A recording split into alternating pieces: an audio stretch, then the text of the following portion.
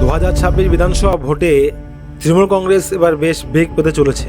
SIR, মুসলিম vote, Hindu vote, বিভিন্ন সমস্যা রয়েছে তৃণমূলের কাছে। তো যাই হোক, এই সমস্ত ব্যাপার তো রয়েছে, তার উপর আবার শুভেন্দু অধিকারী যে হারে মাঠে নেমেছে, তৃণমূল কিন্তু বেশ দিশেহারা। কিন্তু সবচেয়ে দিশেহারা মমতা বন্দ্যোপাধ্যায় যে কারণে, তা হলো মিঠুন চক্রবর্তী। মিঠুন চক্রবর্তী সভা করছেন, সেই সভা থেকে মমতা বন্দ্যোপাধ্যায়কে আক্রমণ করছেন। কিন্তু মিঠুন চক্রবর্তী যে সভাগুলো করছেন, সেখানে কিন্তু অজস্র মানুষ আসছে, লক্ষ লক্ষ মানুষ মিঠুনের সভাতে উপস্থিত হচ্ছে, এবং মিঠুন সেখান থেকে পরিষ্কার বলে দিচ্ছেন হিন্দুদের বিরোধী মমতা বন্দ্যোপাধ্যায়, চোরের রানী মমতা বন্দ্যোপাধ্যায়, মানে বেশ শক্ত কথা বলছেন।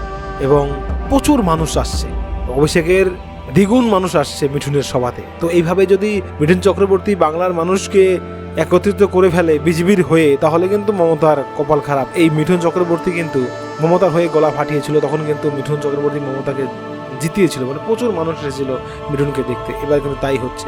তো মমতার হারের পেছনে এই মিঠুন চক্রবর্তী বড় একটা ভূমিকা নিয়েছে বিজেপির হয়ে। প্রচুর লোক কিন্তু মিঠুনের কথায় এখন বিজেপির দিকে ঝুঁকে যাচ্ছে।